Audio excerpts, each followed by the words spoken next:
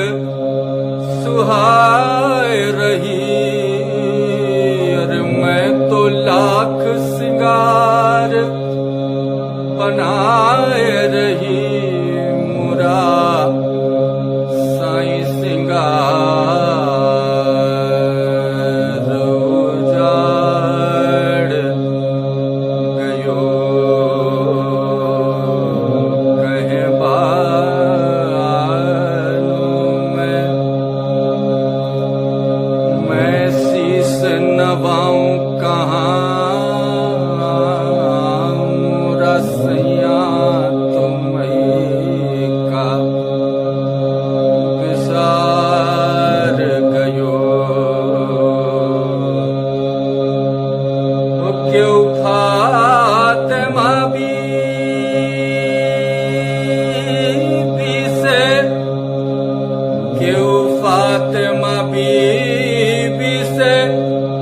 جائے کہو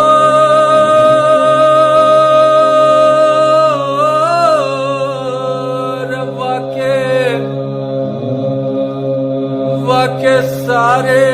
کٹمب واقع لوٹ لین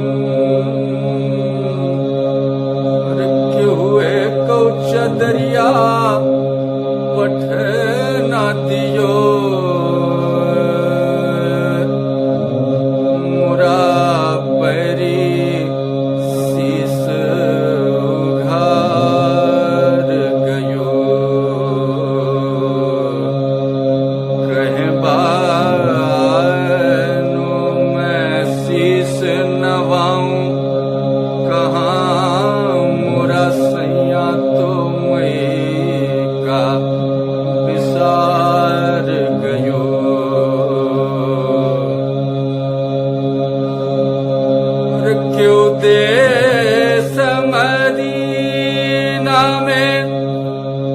جائے کہو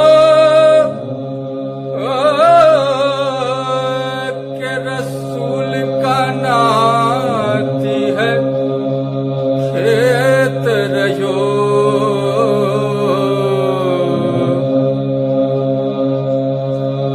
کہ ادیس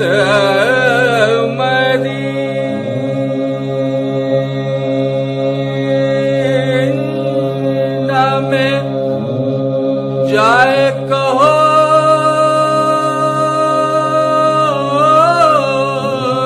کہ رسول کا ناتی ہے کھیت رہو آج بن ماں حسینہ آئے بسو اور اپن دیس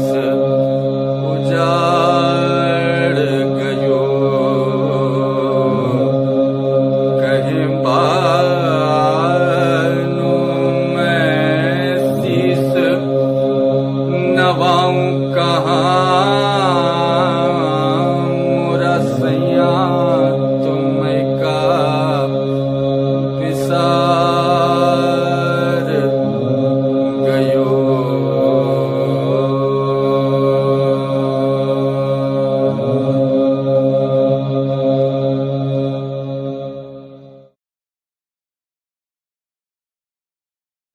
صلوات بر محمد وآل محمد اللہم صلی علی محمد وآل محمد مجرئی خلق میں ان آنکھوں نے کیا کیا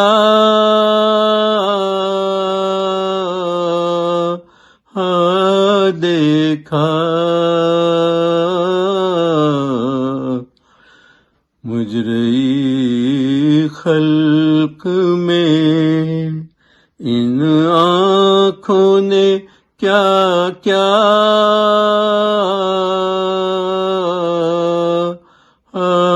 دیکھا پر کہیں سبتے پیمبر ثنا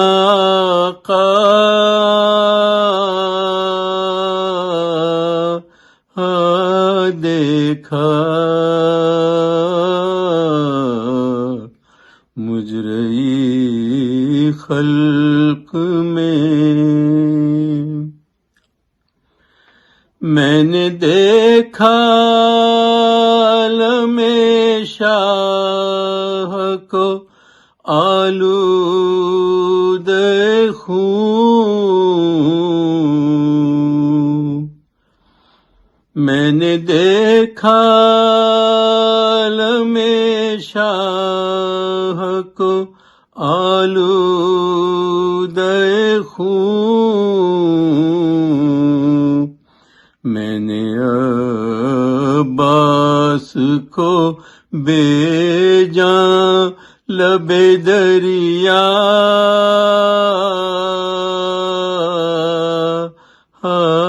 دیکھا مجرئی خلق میں میں نے دیکھا علی اصغر کا گلا خون میں تر، میں نے دیکھا علی اصغر کا گلا خون میں تر، میں نے زخمی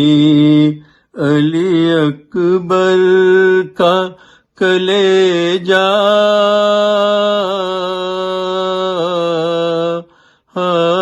دیکھا،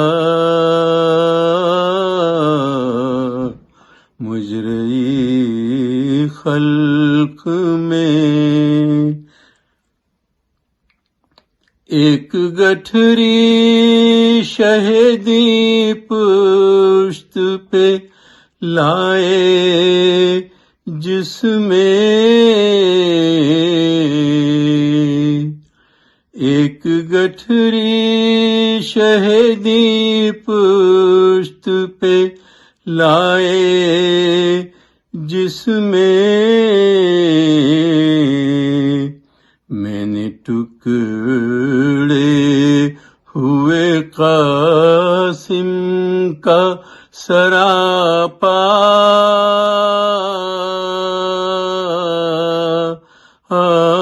دیکھا،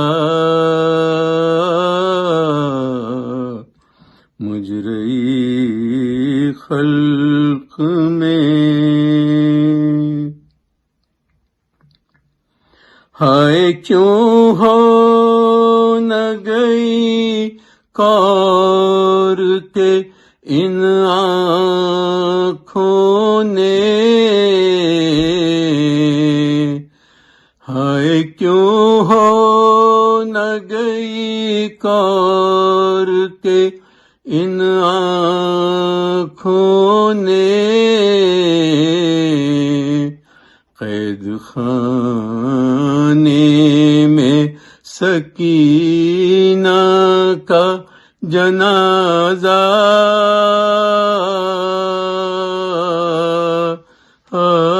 دیکھا، مجرئی خلق میں کہتی تھی زینب مستر کے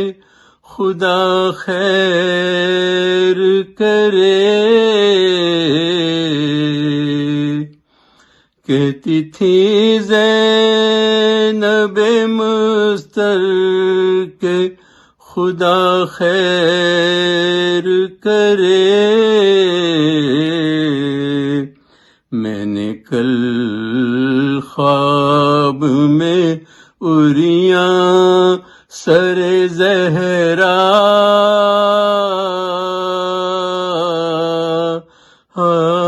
دیکھا، مجرئی خلق میں ان آنکھوں نے کیا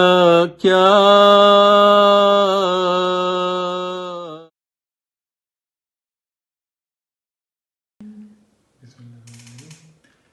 عباس علی قبلہ ارباب وفا ہے، خورشید سپہر کرم لطف و عطا ہے،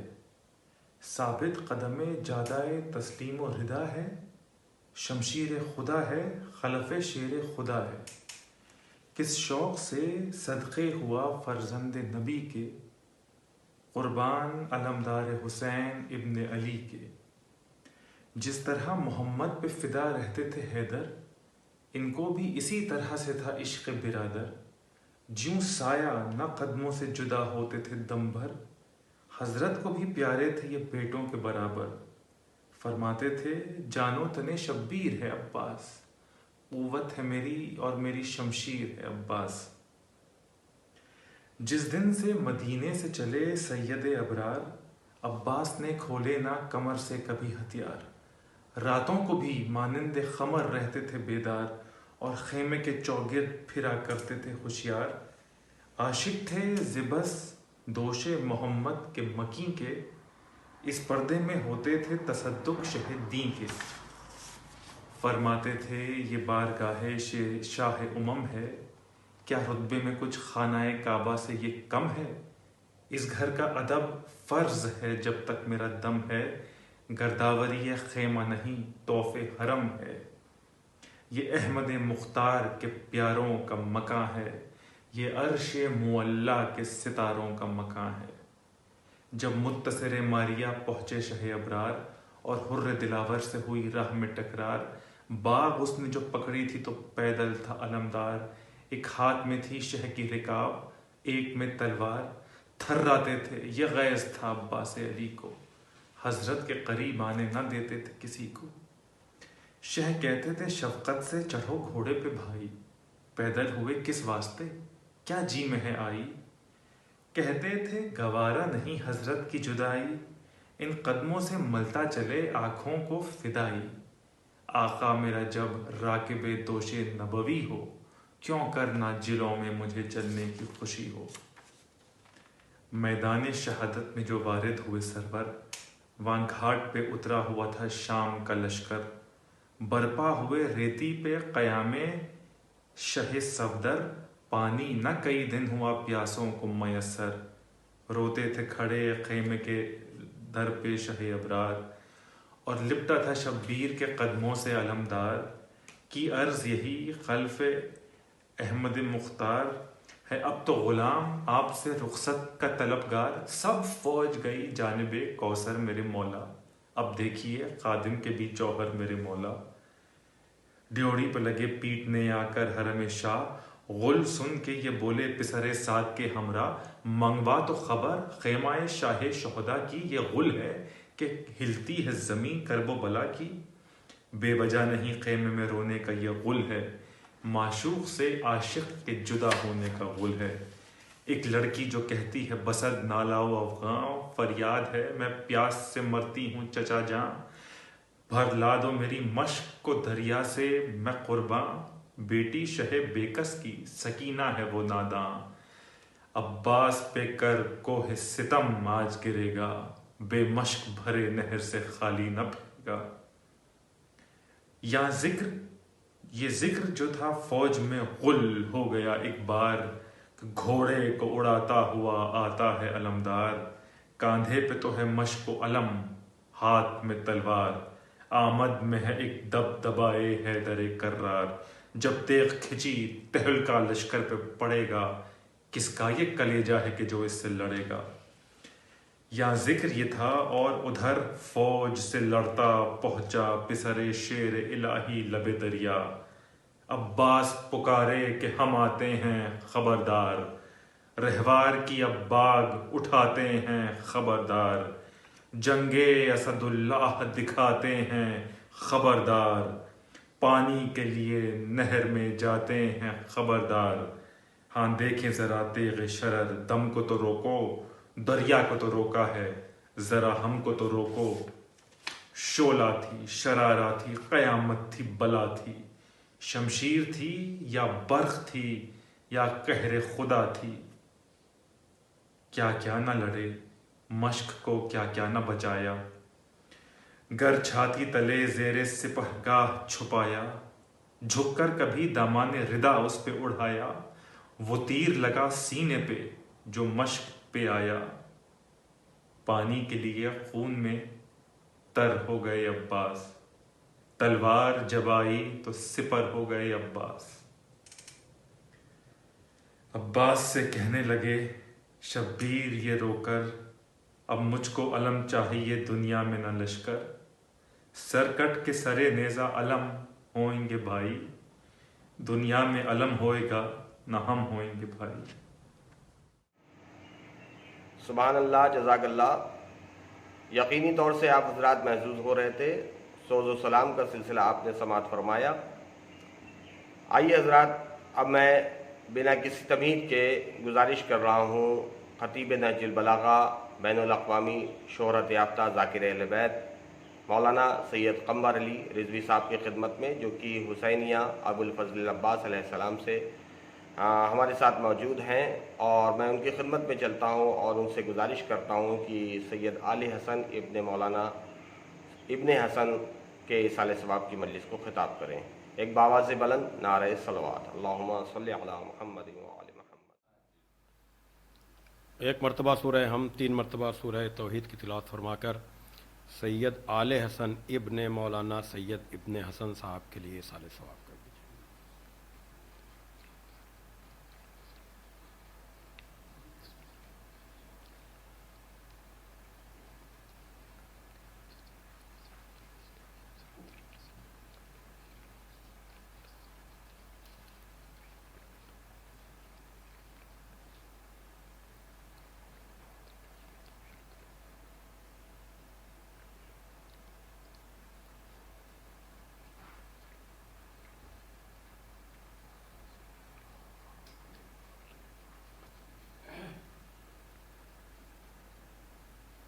فاتحہ۔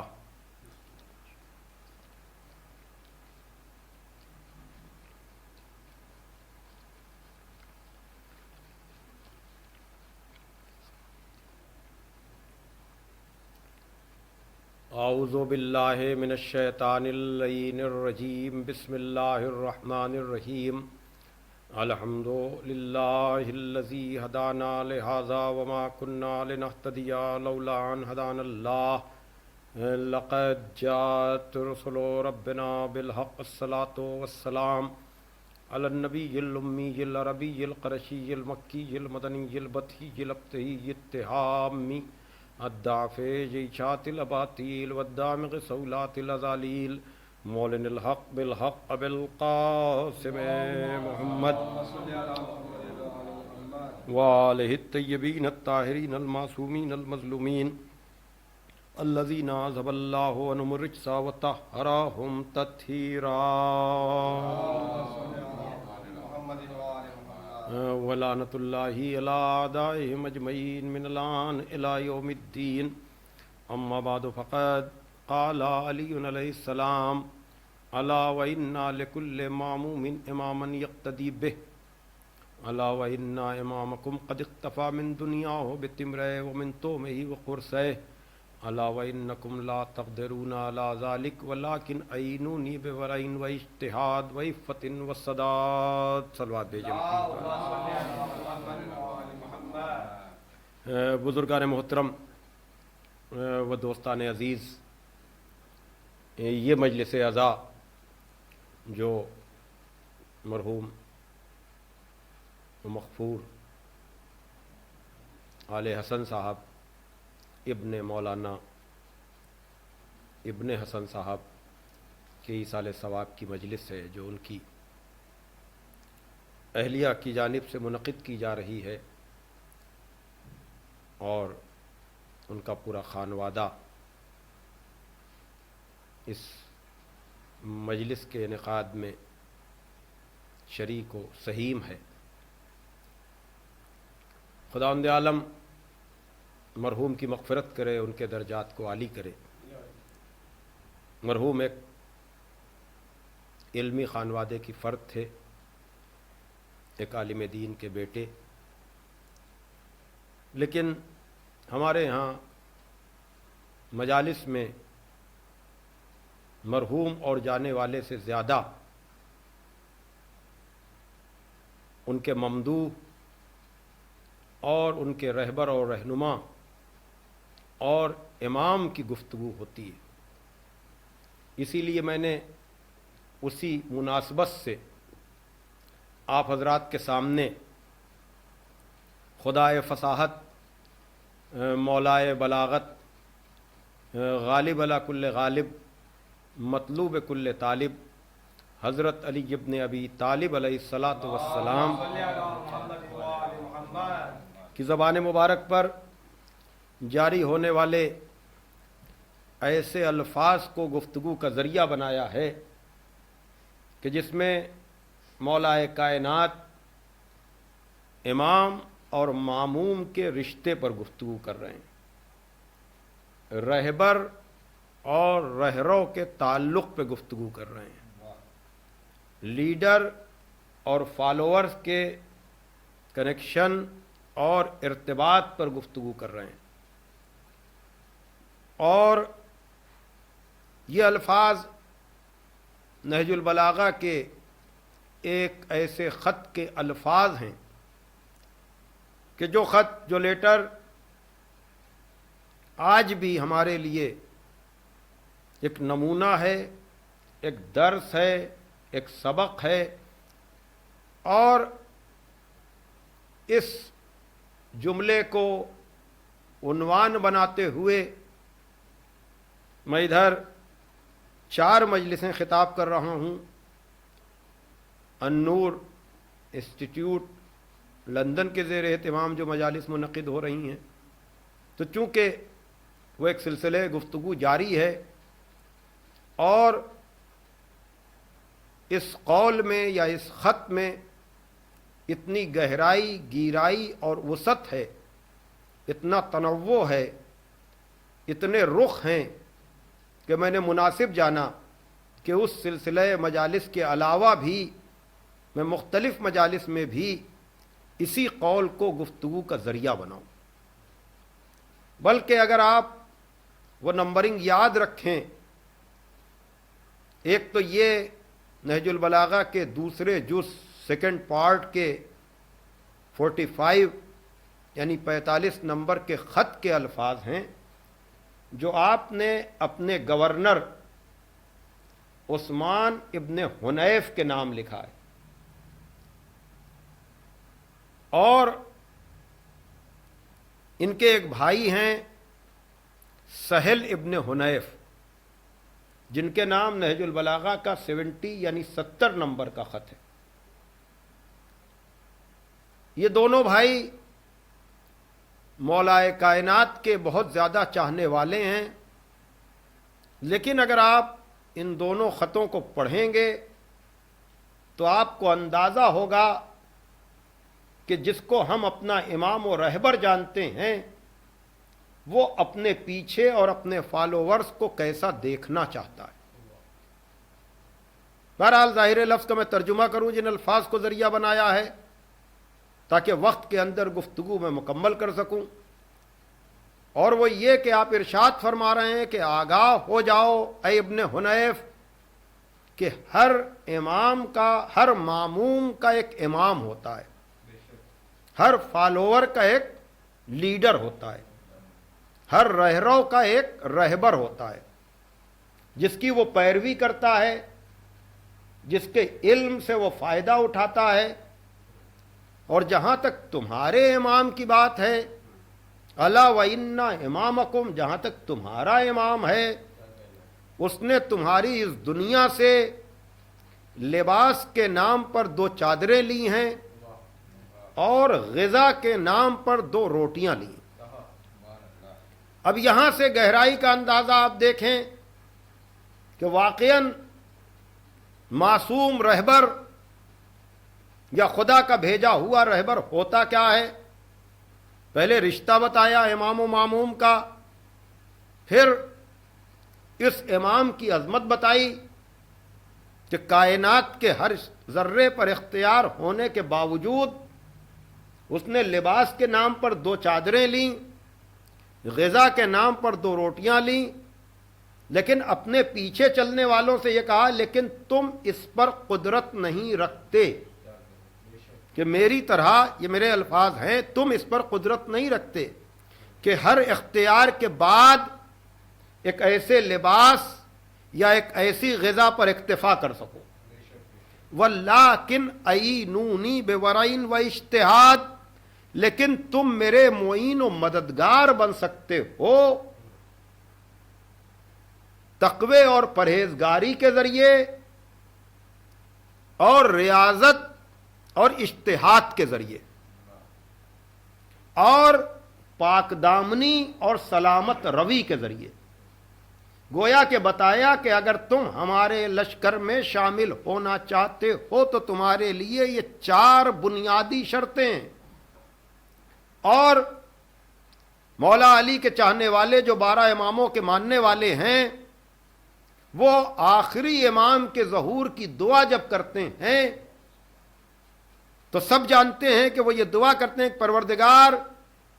آخری امام کے ظہور میں تعجیل فرما اور ہمیں ان کے آوان و انصار میں شامل فرما، شریک فرما۔ تو اب خالی دعا نہیں، پہلے امام نے اپنے ناصروں کی شرطیں بیان کر دیں، تو جو شرائط پہلے کے ناصر کی ہوں گی وہی آخری کی بھی ہوں گی۔ صلوات بھیجئے محمد و آل محمد پر۔ توجہ فرما رہے ہیں۔ تو اب یہ موقع نہیں ہے کہ میں سارے صفات و کمالات پر گفتگو کروں، لیکن جن لوگوں کو بھی نہج البلاغہ فہمی کا ذوق ہے، اور پھر ایک مرتبہ ہندوستان کے حالات بہت زیادہ ابتر ہیں، کووڈ-19 کی وجہ سے ہم ایک جگہ جمع نہیں ہو سکتے، لیکن زندگی کا سلسلہ رکتا نہیں، اور جانے والوں کی یادیں بھی مسلسل ہیں۔ اس لیے ایصال ثواب کی مجالس کا سلسلہ بھی آن لائن جاری ہے، لیکن آن لائن مجلسوں کا ایک فائدہ تو یہ ہی ہے کہ آدمی اپنے گھر میں بیٹھ کر اطمینان و سکون کے ساتھ یہ گفتگو سن بھی سکتا ہے، اور جو بھی میں ریفرنس اور حوالہ دوں اس کو فوراً تلاش کر کے اس کو چیک کر سکتا ہے۔ تو اگر میں یہ کہوں کہ 45 نمبر کا خط نہج البلاغہ کے دوسرے جز میں، وہ نہج البلاغہ جسے سید رضی علیہ الرحمہ نے جمع کیا، جس میں 238 خطبے، 79 خطوط عہد نامے اور وصیت نامے، اور تقریباً 500 حکیمانہ اقوال، تو اگر آپ میرے کہنے سے وقت نکال کر 45 نمبر کا خط جو عثمان ابن حنیف انصاری کے نام ہے، اور 70 نمبر کا خط جو انہی کے بھائی سہل ابن حنیف انصاری کے نام ہے، اور پھر 207 نمبر کا خطبہ وہ بھی مولائے کائنات کے دو چاہنے والوں کے سلسلے میں ہے، اگر آپ ان تین چیزوں کو جمع کر کے میری گزارش پر ایک ساتھ پڑھیں گے تو آپ کو بیک وقت 5 کرداروں سے آپ کا سابقہ پڑے گا، اور اگر حضرت علی سے تعلق رکھنے والے، ڈائریکٹ تعلق رکھنے والے 5 کیریکٹر آپ کے سامنے آ جائیں تو ہم اس آئینے میں اپنی تصویر بھی دیکھ سکتے ہیں کہ ہم کس منزل پر ہیں، ہم کہاں پر ہیں۔ یہ آسان نہیں ہوتا ہے کہ بیک وقت آپ اتنے کیریکٹر اور اتنے کردار سے روبرو ہو جائیں، لیکن یہ کلام مولائے کائنات کا کمال ہے۔ مجھ جیسے طالب علم کا آپ کو متوجہ کرنا ہے کہ 45 نمبر کا خط بھی دیکھیے، 70 نمبر کا خط بھی دیکھیے جو 2 بھائیوں کے نام ہے، اور پھر 207 نمبر کا خطبہ دیکھیے جس میں 2 بھائیوں سے گفتگو ہے۔ وہ میں بیان کر دوں، پھر نتیجے پر آ جاؤں گا کہ آپ ارشاد فرما رہے ہیں کہ تم تو یہ قدرت نہیں رکھتے ہو، لیکن پھر اس کے بعد آپ نے ایک پوری تفصیل دی ہے۔ اب یہاں پر روک کر کے میں چند جملے ان 4 صفتوں کے بارے میں پہلے کہہ دوں۔ ورا تقوی سے آگے کی چیز ہے،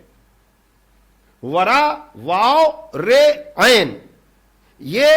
تقوی سے آگے کی منزل ہے۔ تقوی کو سمجھیے تو ورا سمجھ میں آ جائے۔ تقوی کہتے ہیں حفاظت ذات کو،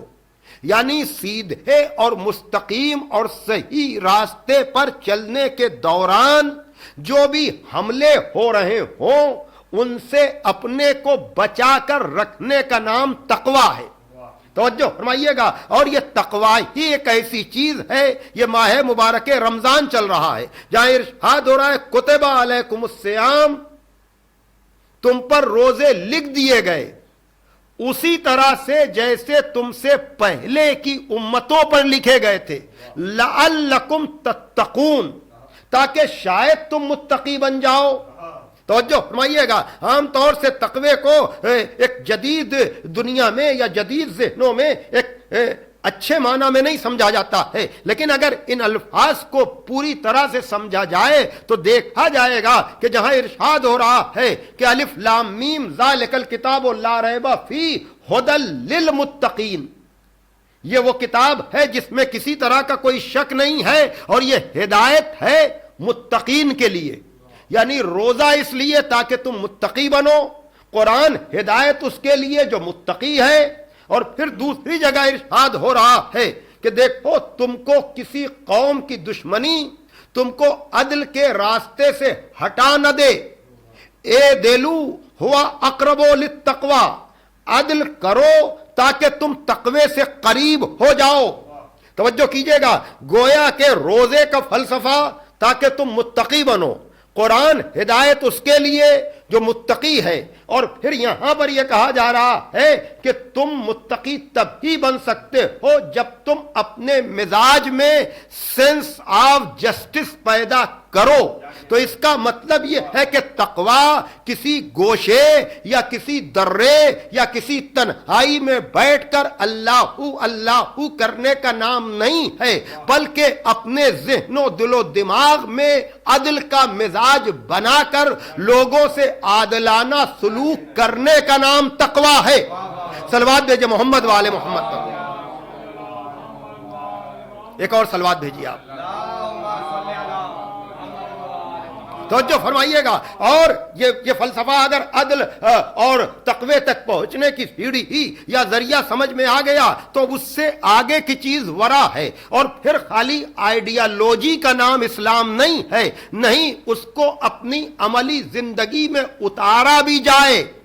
اور پھر اس کے بعد خالی وہیں تک نہیں بلکہ کیریکٹر کا بھی خیال رکھا جائے، عفت و پاک دامنی۔ اس لیے کہ بہت سے لوگ ایسے ہوتے ہیں جو اچھے اچھے لیکچر تو دیتے ہیں، لوگوں کو نصیحتیں تو کرتے ہیں، لیکن خود ان کی زندگی اتنی آلودہ ہوتی ہے، خود ان کی زندگی پر اتنے دھبے اور داغ لگے ہوتے ہیں کہ اگر ان کی ذاتی زندگی کو دیکھا جائے تو ان کی وہ عوامی زندگی سے بالکل الگ وہ زندگی نظر آئے گی۔ لیکن مولا کائنات نے بتایا کہ اگر تم ہمارے فالوور، ہمارے پیچھے چلنے والے بنتے ہو تو تمہاری آئیڈیالوجی بھی صحیح ہو، اتنی صحیح ہو کہ تم میں سینس آف جسٹس ہو، اور وہ پھر وقتی طور پر نہ ہو بلکہ اس کی ریاضت ہو، اس کے لیے صحیح اور کوشش ہو، اس کو عملی زندگی میں اتارا جائے، اور پھر تمہارا کیریکٹر بھی ایسا ہو کہ تم اپنے کیریکٹر کو پیش کرتے ہوئے شرمندہ نہ ہو، اور پھر سداد یعنی اس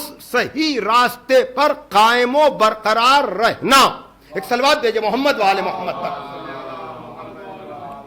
میرے خیال سے ذرا سا بات سطح عمومی سے بلند ہو رہی ہے، لیکن ہمارے سننے والے کہاں کہاں بیٹھے ہوئے کس طرح سے اس حال صاحب کی مجلس کو سنیں گے، لیکن میں پوری ذمہ داری سے کہتا ہوں کہ اگر وہ میری گزارش پر نہج البلاغہ کی طرف رجوع کر لیں گے تو انہیں بڑا اطمینان ہوگا، انہیں بڑا سکون ہوگا کہ انہیں کن حقائق کی طرف متوجہ کیا جا رہا ہے۔ لیکن اب یہ ہے کیا؟ یہ اصل میں خط اس موقع پر لکھا گیا ہے کہ جب حضرت علی کا یہ بصرے کا گورنر کسی جوان کی دعوت پر بڑی تیزی کے ساتھ گیا تھا، اور جہاں مولا کائنات نے تنبیہ کی کہ اے ابن حنیف، میرے سننے میں یہ آیا ہے کہ بصرے کے کسی جوان نے تمہیں اپنے یہاں دعوت پر بلایا اور تم وہاں بڑی تیزی کے ساتھ گئے، جس دعوت میں انواع و اقسام کی غذائیں تھیں اور ایک سے ایک ڈشز تھیں جو تمہارے سامنے لائی جا رہی تھیں، تم نے وہاں جاتے ہوئے یہ نہ سوچا کہ اس دسترخوان یا اس دعوت میں غریبوں کو تو باہری سے واپس کر دیا گیا ہے اور امیروں کو بلایا گیا ہے، اور تم نے شوق کے ساتھ ایسی غذا کو کھاتے ہوئے یہ نہیں سوچا کہ اس میں کتنے مشکوک لقمے تمہارے دہن میں جا رہے ہیں جنہیں تمہیں تھوک دینا چاہیے، اور تمہیں اسی غذا کو صرف کرنا اور کھانا چاہیے جس کی طہارت اور پاکیزگی کا تمہیں یقین ہو۔ توجہ فرمائیے گا، یعنی ایسی نظر ہے مولا کائنات کی اپنے چاہنے والے پر۔ اس کے بعد ان 4 صفتوں کو بیان کیا گیا یہ کہتے ہوئے کہ تم اس بات پہ قدرت نہیں رکھتے ہو، توجہ کیجئے گا، اب اس کے بعد کی منزل یہ ہے کہ ایک پوری فہرست مولا کائنات نے بیان کی ہے اور اسی خط میں کہا ہے کہ اگر دنیا مجسم ہو کر آ جائے تو میں اس پر باقاعدہ طور پر سزا اور حد جاری کروں کہ اس نے دنیا والوں کو کس کس طرح سے دھوکہ دیا ہے۔ لیکن اب اس کا الگ فلسفہ ہو جائے گا کہ دنیا دھوکہ دے رہی ہے یا لوگ دنیا سے دھوکہ کھا رہے ہیں۔ ایک صلوات بھیجے محمد وآل محمد پر۔ تو فرما رہے ہیں عزیزان محترم، تو اب اس کے بعد آخر میں مولا کائنات نے اس خط میں کہا ہے کہ دیکھو اگر تم خدا کے گروہ میں شامل ہونا چاہتے ہو، خدا کا جو گروہ ہے اس کو اپنے کمائے ہوئے رزق پر اکتفا کرنی چاہیے، رزق حلال ہی پر اکتفا کرنی چاہیے۔ اگر یہ رزق حلال کا مسئلہ طے ہو جائے تو بڑے بڑے مسئلے خود بخود طے ہو جائیں۔ صلوات بھیجے محمد وآل محمد۔ اب یہ تو خط عثمان ابن حنیف کے نام ہے، پھر 70 نمبر کے خط میں سہل ابن حنیف کے نام جو خط لکھا ہے، کہا میرے سننے میں آیا ہے، مجھ تک یہ خبر پہنچی ہے کہ اے سہل تم کو چھوڑ چھوڑ کر لوگ شام کے حاکم کی طرف جا رہے ہیں، تو تمہیں ان کے وہاں جانے پر کوئی افسوس نہ کرنا چاہیے، اس لیے کہ وہ تو تمہارے لیے شفا کا ذریعہ بن رہے ہیں، وہ مریض ہیں جو تمہاری طرف سے نکل کر دوسرے گروہ میں جا رہے ہیں، اس لیے کہ یہ وہ لوگ ہیں کہ جنہوں نے حق کو دیکھا بھی، سنا بھی، سمجھا بھی، لیکن صرف میرے عدل کے مزاج کی وجہ سے، کیونکہ ہمارے ہاں جو کچھ بھی ہے وہ مساوات ہے، وہ عدل ہے، اس لیے عدل انہیں یہاں سے بھاگنے پر مجبور کر رہا ہے، تو تمہیں ان بھاگنے والوں پر افسوس نہیں کرنا چاہیے۔ یعنی آپ دیکھ رہے ہیں یہ کس گروہ کی بات ہو رہی ہے، یعنی بتا رہے ہیں کہ اس گروہ کا تمہارے ساتھ نہ رہنا ہی تمہارے لیے بہتری ہے۔ گویا کہ یہ وہ ہیں جو علی کے لشکر میں آئے بھی، لیکن پھر علی کا عدل ان کو علی تک روک نہ پایا۔ اب آپ دیکھ رہے ہیں کہ علی چاہتے بھی نہیں ہیں کہ ہمارے فالوور ایسے ہوں جو عدل کو برداشت نہ کر سکیں۔ یعنی ایک طرف ابن حنیف سے یہ کہا جا رہا ہے کہ تم نے ایسی غذا کھائی کیوں، یعنی جو اپنا ہے اس کو تو سدھرنے کی تنبیہ کی جا رہی ہے، اور جو مزاجن منافق ہے اگر وہ چھوڑ کر چلا بھی جائے تو اس کا جانا ہی بہتر ہے، اس کا یہاں رکنا مناسب ہی نہیں ہے۔ صلوات بھیجے محمد وآل محمد۔ ایک اور صلوات میں چاہتا ہوں، صلوات بھیجے محمد وآل محمد۔ تو جو فرما رہے ہیں، اب چلیے میں نے کہا نا کہ بہت زیادہ تفصیلی گفتگو نہیں ہو سکتی ہے، اب اس کے بعد یہ گفتگو ہے، خطاب ہے اس موقع پر جب آپ علا ابن زیاد کی عیادت کو گئے، کیا کہنا امیر کائنات کا۔ دیکھ رہے ہیں آپ مولا کائنات اپنے چاہنے والے کی عیادت کو جا رہے ہیں۔ اب جب وہاں گئے، توجہ فرمائیے گا، اب جب وہاں گئے تو بڑا گھر دیکھا علا کا، یہ علا عین سے ہے، یہ ناؤن ہے۔ اس سے پہلے جو میں نے کہا تھا علا وَإِنَّ لِكُلِّ مَعْمُومٍ، وہ علا الف سے ہے، حرف تنبیہ ہے، آگاہ ہو جاؤ، متوجہ ہو جاؤ۔ تو یہ علا ابن زیاد ہیں، گئے بڑا گھر دیکھا بنا ہوا، کہے علا تمہیں اس بڑے گھر کی دنیا سے زیادہ آخرت میں ضرورت ہے، توجہ کیجئے گا۔ لیکن اب اگر تم نے یہ بڑا گھر بنوا ہی لیا ہے، یہ میرے جملے ہیں، تو مایوس ہونے کی ضرورت نہیں ہے۔ اب یہاں سے مولا کائنات کا ارشاد کہ ابھی بھی تم اس گھر کو آخرت کمانے کا ذریعہ بنا سکتے ہو، کہ اس میں مہمانوں کو بلاؤ، کیوں میرے راج بھائی، مہمانوں کو بلاؤ، ان کی ضیافت کرو، اور صلہ رحم، اپنے عزیزوں کا حق اور حقدار کا حق وقت پر ادا کر دو۔ یہ بھی ایک کیریکٹر ہے، توجہ فرمائیے گا، یہ چوتھا کیریکٹر ہے۔ ایک عثمان ابن حنیف کا جو بہت اہم ہے مولائے کائنات کے لیے، لیکن پھر بھی تنبیہ ہے۔ ایک سہل ابن حنیف ہیں جو بڑے معتمد ہیں، جن کا ساتھ چھوڑ کر لوگ جا رہے ہیں، تو ان لوگوں کے لیے کہہ رہے ہیں کہ انہیں جانے دو۔ تو 3 کیریکٹر ہو گئے نا۔ یہ چوتھا کیریکٹر علا ابن زیاد کا ہے کہ جنہوں نے بڑا گھر بنایا ضرور ہے، لیکن حضرت علی کہہ رہے ہیں کہ تمہیں اس دنیا کے علاوہ دوسری دنیا کی بھی فکر کرنا چاہیے، اور یہیں سے اندازہ ہوتا ہے عزیزان محترم۔ ایک صلوات بھیج دیجیے آپ کہ حقدار کا حق وقت پر ادا کر دو۔ یہ جملے کہنا، سننا، پڑھنا آسان ہے، لیکن حقوق کی ادائیگی وہی چیز کہ جب تک سینس آف جسٹس نہیں ہوگا، آدمی اپنا حق لینے کی تو فکر کرے گا، دوسرے کا حق ادا کرنے کی بات نہیں کرے گا۔ حق لینے کو سب تیار ہیں، فرض ادا کرنے کو کتنے لوگ تیار ہیں، لیکن اس میں یہ ساری چیزیں، خیر میں نے بڑا وقت آپ کا لیا۔ اب اس کے بعد ایک مرتبہ علا ابن زیاد نے، یہ 5واں کیریکٹر ہے، علا ابن زیاد نے کہا کہ یا علی، میرا بھائی ہے عاصم ابن زیاد کہ جس نے دنیا کو ترک کر دیا ہے، موٹے جھوٹے کپڑے پہنتا ہے، روکھی سوکھی روٹیاں کھاتا ہے۔ مولا کائنات نے کہا بلاؤ اسے۔ پچھلی ساری گفتگو آپ کے ذہن میں ہونا چاہیے کہ مولا کائنات نے کیا کہا، میں نے لباس کے نام پر 2 چادریں لیں، غذا کے نام پہ 2 روٹیاں لیں، اور پھر آپ وہ پورا خط پڑھیں گے تو آپ کو پتا چلے گا کہ مولا کائنات نے کہا میں نے تمہاری دنیا سے سونے اور چاندی کو جمع نہیں کیا، اس زمین پر ایک فدق تھا میرا، اسے بھی لوگوں نے لے لیا، میرے ساتھ انصاف نہیں کیا۔ اور پھر پوری تفصیل بیان کرنے والا یہ امام، توجہ فرمائیے گا، اور بڑے گھر پر دوسری دنیا کے گھر کی فکر کرنے کی طرف توجہ دلانے والا،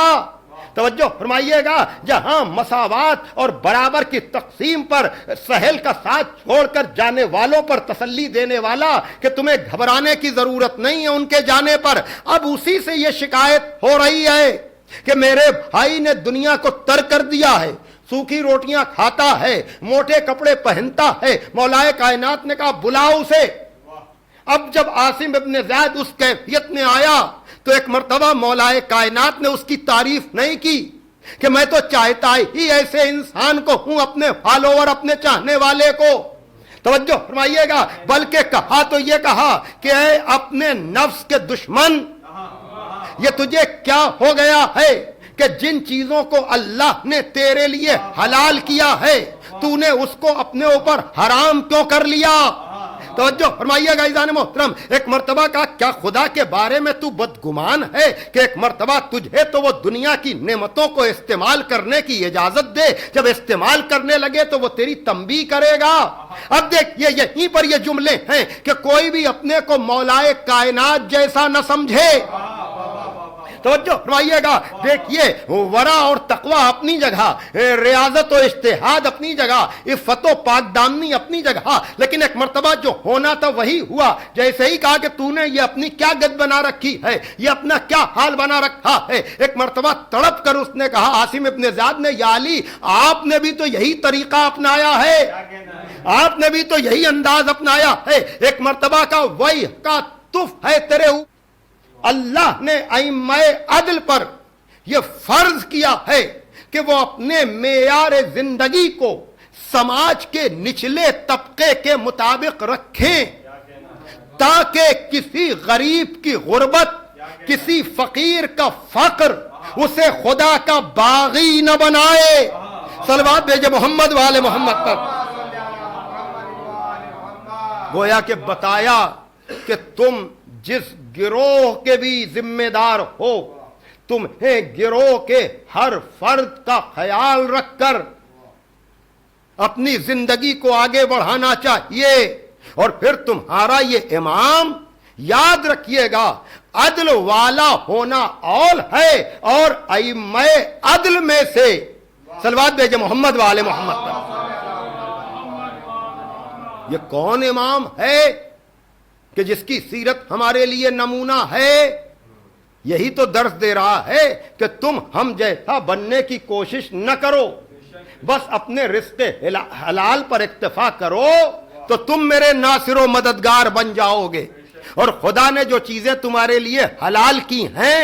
میری زندگی کو دیکھ کر اپنے اوپر اس کو حرام نہ کر لو، اس لیے کہ میں پوری کائنات کی رہبری کے لیے آیا ہوں، اس لیے کہ میرے خدا کو کسی نے دیکھا نہیں ہے، اس کے فیصلوں کی وجہ سے کوئی میرے خدا کے بارے میں بدگمان نہ بن جائے، اس لیے میں اپنے معیار زندگی کو سماج کے نچلے طبقے کے مطابق رکھتا ہوں۔ صلوات بھیجے محمد وآل محمد۔ ہاں عزیزان محترم، یہ کون امام ہے جو ہمیں درس اور سبق یہ دے رہا ہے؟ کیا کہ پڑھیے وصیتیں، جہاں ہمارے اس مولا اور آقا نے عجب طرح سے کہا کہ صلاح ذات البین افضل من عامۃ الصلاۃ والصیام، کہ آپس کا میل ملاپ برسوں کے نماز روزے سے بہتر ہے۔ جہاں یہی امام ایسا ہے، وہی والی بات کہ عدل ہی کی وجہ سے لوگ لشکر علی کو چھوڑ کر لشکر شام کی طرف جا رہے ہیں، لیکن یہ عدل ہی ہے جس نے اس امام عدل کو اس منزل پر پہنچا دیا کہ جہاں اپنے تو اپنے، غیر بھی اس کے کردار پر کوئی اعتراض نہ کر سکے۔ بس اب وقت نہیں ہے، میں اب گریز کرنا چاہوں گا، اور وہ یہی وجہ ہے کہ یہ علی کے عدل ہی کا کمال ہے کہ اپنوں نے تو علی کے قصیدے پڑھے ہی، غیروں نے بھی۔ کس منزل پر؟ میں اکثر یہ مثال دیتا ہوں کہ جب عمرو ابن عبدود کو مولا علی نے تحقیق کیا ہے اور عمرو کے جنازے پر اس کی بہن آئی ہے، تو اس نے آ کر یہ کہا، اس لیے کہ علی نے عمرو کے ساتھ وہ سلوک نہیں کیا جو عام طور سے عرب میں کیا جاتا تھا، یعنی جسے مارا جاتا تھا اس کے اسلحے بھی لے لیے جاتے تھے اور اس کی لاش کو ٹکڑے ٹکڑے کر دیا جاتا تھا، لیکن مولا کائنات نے ایسا کوئی سلوک نہیں کیا۔ تو اس نے یہ انداز دیکھ کر کہا کہ میرے بھائی، میں تیرا ماتم، میں تیرا غم زندگی بھر کرتی، لیکن تیرے پاس اسلحوں کا پڑا ہونا، تیرے اوپر لباس کا باقی رہنا، تیرے جسم کا ٹکڑے ٹکڑے نہ ہونا، اس بات کی دلیل ہے کہ تیرا قاتل کوئی شریف النفس ہے۔ تو جو اپنے دشمن سے بھی شریف النفس ہونے کا خراج لے لے، اسے علی جیسا امام کہتے ہیں۔ اور یہی نہیں بلکہ آ رہی ہے 19ویں رمضان، آ رہی ہیں شبیں، یہ وہی امام ہے کہ جب ابن ملجم جیسا قاتل جو علی جیسے شریف النفس پر تلوار چلا دے، اللہ اکبر، جب وہ آیا ہے گرفتار ہو کر، تو ایک مرتبہ مولا علی نے پوچھا کیا میں تیرا برا امام تھا؟ دیکھ رہے ہیں آپ کس امام کا تعارف کرایا ہے مولا کائنات نے 45ویں خط میں، کس امام عادل کے بارے میں کہا ہے کہ اس کی زندگی سماج کے نچلے طبقے کے مطابق ہے۔ کیا میں تیرا برا امام تھا؟ میں کہوں گا یا علی، جو آپ جیسے شریف النفس پر تلوار چلا سکتا ہے، آپ کے خلاف زبان بھی تو چلا سکتا ہے۔ اللہ اکبر۔ تو کہیں گے مولا علی یہی تو میرے کردار کا کمال ہے کہ میرے سر پہ یہ ضربت تو لگا سکتا ہے لیکن میرے کردار پہ یہ حملہ نہیں کر سکتا۔ اسی لیے میں پوچھ رہا ہوں کیا میں تیرا برا امام تھا؟ کہ یا علی، جسے جہنم اپنی طرف کھینچ رہا ہو وہ کیا کرے؟ گویا کہ ابن ملجم نے بھی اعلان کر دیا کہ دشمن علی کا ٹھکانہ سوائے جہنم کے اور کہیں نہیں ہے۔ بس عزیزان محترم، تو یہ ہے وہ امام۔ لیکن اگر ایک طرف علی امام ہیں تو پھر اپنے بیٹوں کے باپ بھی تو ہیں،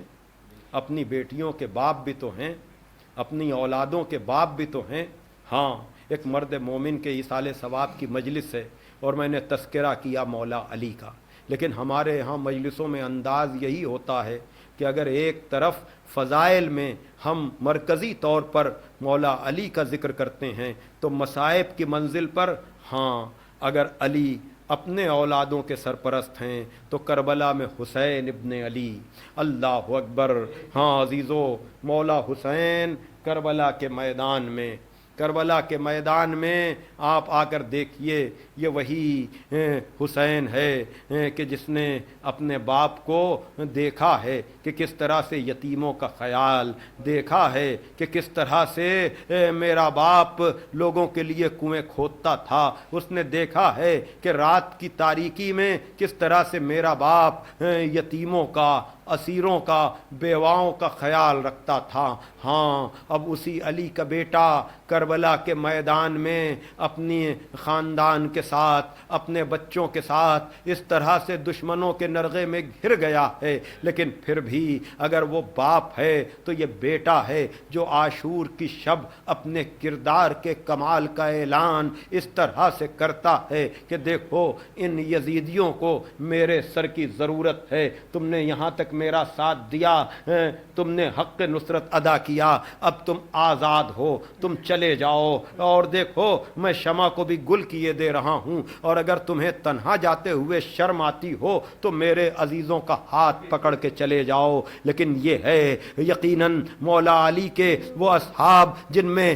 کئی طرح کی کیریکٹر میں نے آپ کے سامنے پیش کیے، لیکن یہ علی کے بیٹے حسین کا کمال ہے کہ جس نے بڑے فخر سے کہا کہ جیسے ساتھی مجھے ملے ویسے نہ میرے نانا کو ملے، ویسے نہ میرے بابا کو ملے، ویسے نہ میرے بھائی کو ملے، اس لیے کہ جب شمع چراغ دوبارہ روشن ہوا ہے تو کوئی اٹھ کر نہیں گیا، بلکہ سب یہ رجس پڑھ رہے تھے کہ ایک دفعہ نہیں اگر 70 دفعہ بھی ہماری جان آپ پر قربان ہو تب بھی پر ہم جان قربان کرنے میں فخر محسوس کریں گے۔ یہ ہے حسین کے اصحاب، یہ ہے حسین کے فالوور۔ جہاں صحابیت کو ناز ہو جائے لیکن حسین جیسے صحابی ہوں، ہاں یہاں 72 ہیں تو لیکن ارادے میں فرق نہیں ہے، سن و سال میں تو فرق ہے لیکن نیتوں میں فرق نہیں ہے، اور یہی وجہ ہے کہ صبح عاشور اذان اکبر سے شروع ہوئی ہے، اور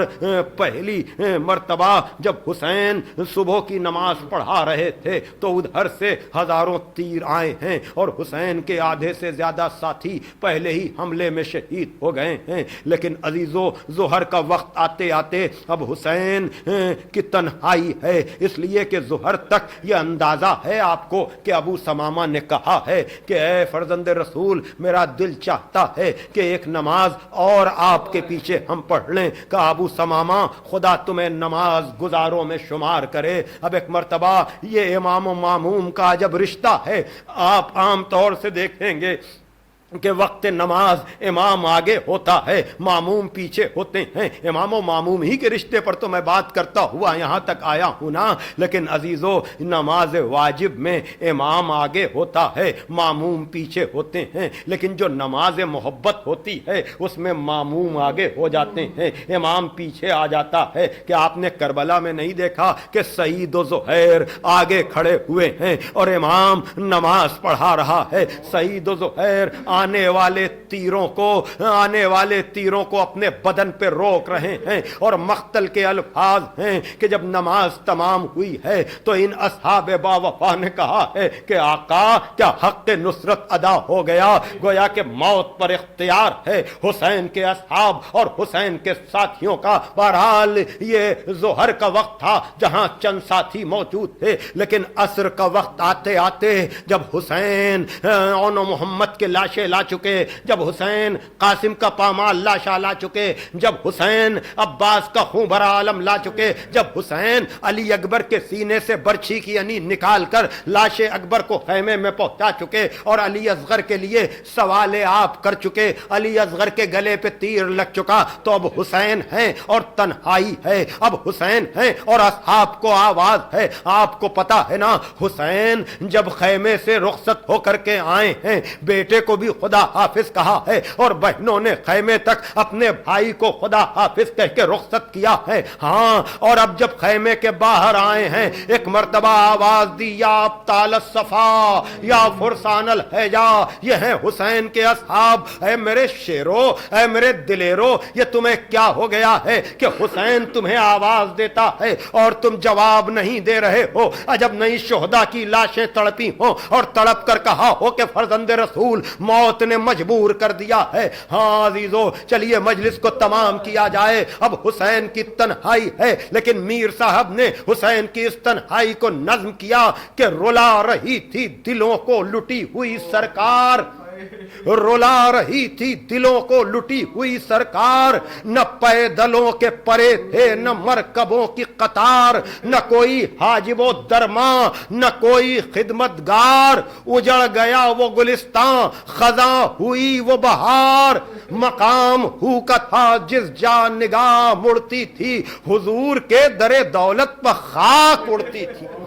جزاکم ربکم. ہاں عزادارو، اصحاب کی نسبت سے میں ادھر کئی مجلسوں میں یہ بند پڑھ رہا ہوں، اس لیے کہ یہ بند نہیں ہے، یہ حسین کی تنہائی کو ایسا مجسم اور مشکل کر دیتا ہے کہ اب وہ اصحاب نہیں ہیں، اب وہ انصار نہیں ہیں، اب حسین تنہا ہیں. لیکن جب حسین تنہا ہیں تو کون ہے؟ آپ کو پتا ہے نا، کوئی اور نہیں. حسین جب کہ چلے بعد دوپہر رن کو، نہ تھا کوئی کہ جو تھامے رکاب توسن کو. حسین چپ کے کھڑے تھے جھکائے گردن کو، سکینہ جھاڑ رہی تھیں ابا کے دامن کو. ناس رہا تھا کوئی شاہ کربلائی کو، فقط بہن نے کیا تھا سوار بھائی کو. ہاں آزادارو، اب حسین ابن علی آئے ہیں، لیکن وہ بیٹی کیا کرے؟ اس نے ذوالجناح کے قدموں کو پکڑ لیا. حسین زین سے زمین پر آئے اور کہا سکینہ کیا بات ہے، مجھے جانے دو، شاید میں پانی کی کوئی سبیل کر سکوں. ایک مرتبہ تڑپ کر بچی نے کہا چچا بھی تو یہی کہہ کے گئے تھے. ہاں زادارو، ایک مرتبہ بیٹی کو سمجھایا، چلے گئے حسین. لیکن اب تک جو بھی جاتا تھا کم سے کم خیمے میں تسلی ہوتی تھی، ارے سب جا رہے ہیں لیکن میرا آقا اور مولا اور میرا امام تو موجود ہے. لیکن جب حسین گئے تو خیموں میں عجب سا سناٹا، خیمے میں عجب سی مایوسی. لیکن تھوڑی دیر گزری تھی کہ وہ قیامت کا موقع آ گیا کہ جب منادی نے ندا دی، الا قتل الحسین بے کربلا، الا ذبح الحسین بے کربلا. یہی وہ موقع تھا جب جناب زینب نے سید سجاد کو اٹھایا، میرے لال اٹھو، یہ تمہارا کیا عالم ہے. ایک مرتبہ سید سجاد اٹھے، کہا پھوپھی اماں خیمے کا پردہ ہٹائیے. ایک مرتبہ سید سجاد نے وہ منظر دیکھا جو منظر کوئی بیٹا نہ دیکھے کہ نو کے نیزہ پر بابا کا سر. آواز دی السلام علیک یا ابا عبداللہ، السلام علیک یا ابن رسول اللہ، الا لعنت اللہ علی القوم الظالمین، سيعلم الذین ظلموا ای منقلب ینقلبون. پروردگار عالم اس ذکر کو مرحوم کے لیے بہترین ایصال ثواب قرار دے، پسماندگان کو صبر جمیل عطا فرما اور ہم سب کو اپنے مرحوم کے لیے، مرحومین کے لیے بہترین ایصال ثواب کرنے کی توفیق عطا فرما. پروردگار تو مسبب الاسباب ہے، تو کائنات کے ذرے ذرے کا خالق اور صاحب اختیار ہے، تو رب العالمین ہے. اس وقت انسانیت کووڈ-19 جیسی وبا اور مہاماری میں گرفتار ہے. پروردگار تو اس وبا سے ساری انسانیت کو نجات دے دے، ہمیں کامل الایمان فرما، ملت کو متحد فرما. سرکار امام زمانہ عجل اللہ تعالیٰ فرجہ الشریف کے ظہور میں تاجیل، اور ہمیں اس لائق بنا کہ ہمارا شمار بھی ان کے انصار و اعوان ہو سکے. اللہم تقبل منا انکا انت السمیع العلیم. پھر آپ حضرات سے گزارش کہ ایک مرتبہ سورہ ہم 3 مرتبہ سورہ توحید کی تلاوت فرما کر مرحوم سید آل حسن ابن مولانا سید ابن حسن صاحب کے لیے ایصال ثواب کر دیجیے.